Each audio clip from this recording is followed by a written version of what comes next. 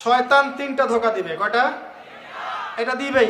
এক নাম্বার বলবে, আমি তো অনেক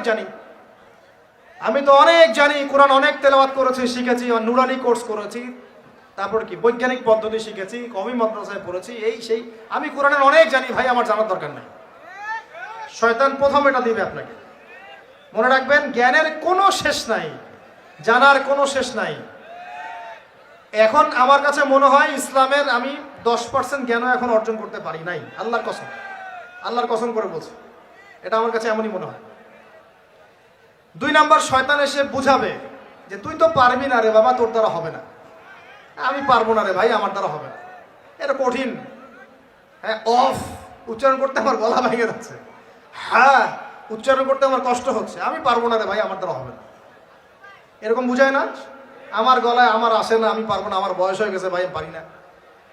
এটা শয়তান বুঝায় আপনাকে। আপনি পারবেন ইনশাআল্লাহ, আপনিই পারবেন ইনশাআল্লাহ। 3 নাম্বারটা মারাত্মক, এটা যুবকদেরকে বেশি বুঝায়। সেটা হলো, আরে এত তাড়াহুড়ার কি আছে, এখন অনেক সময় পড়ে আছে, পরে শিখে নিব। আগে কেবল বিয়েটা তো করি, বাচ্চা কাচ্চা হোক, হ্যাঁ একটা বাড়ি করি, শেষ বয়সে গিয়ে শিখবো, হজ করব, উমরা করব, চিল্লা দিব, কোরআন তেলাওয়াত করব। শয়তান শিখায় না, গেল বুঝায় না। যুবক ভাই, এই ধোকায় পড়ে বহু যুবক কবরে চলে গেছে অলরেডি। এই ধোকায় পড়ে বহু মানুষ এখন কবরবাসী হয়েছে। তারা আল্লাহর কাছে প্রতি মুহূর্তে একটাই কথা বলে, রব্বানা আবসারনা ওয়া সামি'না ফারজি'না না'মাল সালিহান ইন্না মুকিনুন। হে আল্লাহ, আমরা আজকে দেখতে পারছি, পরকাল আমরা দেখেছি, পরকাল শুনেছি, বুঝেছি। আল্লাহ, তুমি আমাদেরকে একটা বার খালি দুনিয়ায় ফেরত দাও, না'মাল সালিহান, আমরা সৎ কাজ করে আবার ফিরে আসব।